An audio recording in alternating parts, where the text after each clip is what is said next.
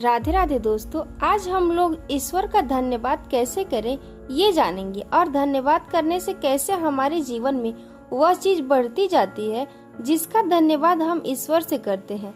आइए इस प्रार्थना की शक्ति को इस कहानी के माध्यम से और गहराई से जानते हैं। तो कहानी इस प्रकार है। एक व्यक्ति जो मृत्यु के करीब था, मृत्यु के पहले अपने बेटे को चांदी के सिक्कों से भरा थैला देता है और बताता है कि जब भी इस थैले से चांदी के सिक्के खत्म हो जाएं, तो मैं तुम्हें एक प्रार्थना बताता हूँ। उसे दोहराने से चांदी के सिक्के फिर से भरने लग जाएंगे।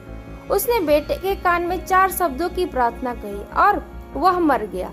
अब बेटा चांदी के सिक्कों से भरा थैला पाकर आनंदित हो उठा और उसे खर्च करने में लग गया।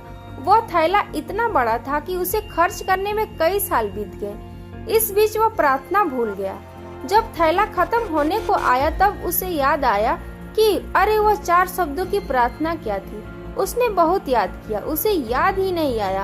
अब वह लोगों से पूछने लगा। पहले पड़ोसी से पूछता है कि ऐसी कोई प्रार्थना तुम जानते हो क्या जिसमें 4 शब्द हैं।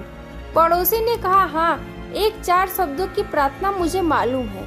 ईश्वर मेरी मदद करो। उसने सुना और उसे लगा कि ये वे शब्द नहीं है, कुछ अलग थे। कुछ सुना होता तो हमें जान पहचान सा लगता। फिर भी उसने वह शब्द बहुत बार दोहराए, लेकिन चांदी के सिक्के नहीं बढ़े तो वह बहुत दुखी हुआ। फिर एक फादर से मिला। उसने बताया कि ईश्वर तुम महान हो, ये 4 शब्दों की प्रार्थना हो सकती है, मगर इसके दोहराने से भी थैला नहीं भरा। वह एक नेता से मिला। उसने कहा, ईश्वर को वोट दो। यह प्रार्थना भी कारगर साबित नहीं हुई। वह बहुत उदास हुआ। उसने सभी से मिलकर देखा, मगर उसे वह प्रार्थना नहीं मिली जो पिताजी ने बताई थी। वह उदास होकर घर में बैठा हुआ था। तब एक भिखारी उसके दरवाजे पर आया। उसने कहा, सुबह से कुछ नहीं खाया, खाने के लिए कुछ हो तो दे दो। उस लड़के ने बचा हुआ खाना उस भिखारी को दे दिया। उस भिखारी ने खाना खाकर बर्तन वापस लौटाया और ईश्वर से प्रार्थना की, हे ईश्वर तुम्हारा धन्यवाद। अचानक वह चौंक पड़ा और चिल्लाया कि अरे यही तो वो 4 शब्द थे। उसने वह शब्द दोहराने शुरू किए, हे ईश्वर तुम्हारा धन्यवाद, और उसके सिक्के बढ़ते गए। इस तरह उसका पूरा थैला भर गया। इससे समझे कि जब उसने किसी की मदद की तब उसे वह मंत्र फिर से मिल गया, हे ईश्वर तुम्हारा धन्यवाद। यही उच्च प्रार्थना है, क्योंकि जिस चीज के प्रति हम धन्यवाद देते हैं वह चीज बढ़ती है। अगर पैसे के लिए धन्यवाद देते हैं तो पैसा बढ़ता है, प्रेम के लिए धन्यवाद देते हैं तो प्रेम बढ़ता है।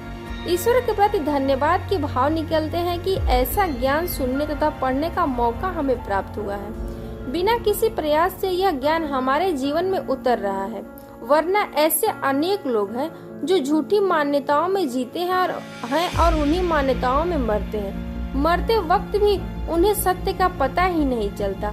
उसी अंधेरे में जीते हैं और मरते। इस वीडियो में दी गई कहानी से हम ये समझे कि हे ईश्वर तुम्हारा धन्यवाद। ये 4 शब्द नहीं, प्रार्थना की शक्ति है। अगर ये 4 शब्द दोहराना किसी के लिए कठिन है तो इसे 3 शब्दों में कह सकते हैं, ईश्वर तुम्हारा धन्यवाद। ये 3 शब्द भी ज्यादा लग रहे हैं तो सिर्फ एक ही शब्द कह सकते हैं, धन्यवाद। आइए हम सब मिलकर एक साथ धन्यवाद दें उस ईश्वर को जिसने हमें मनुष्य जन्म दिया और इसमें दी 2 बातें, पहली सांस का चलना, दूसरी सत्य की प्यास। यही प्यास हमें खोजी से भक्त बनाएगी। भक्ति और प्रार्थना से होगा आनंद, परम आनंद, तेज आनंद। धन्यवाद।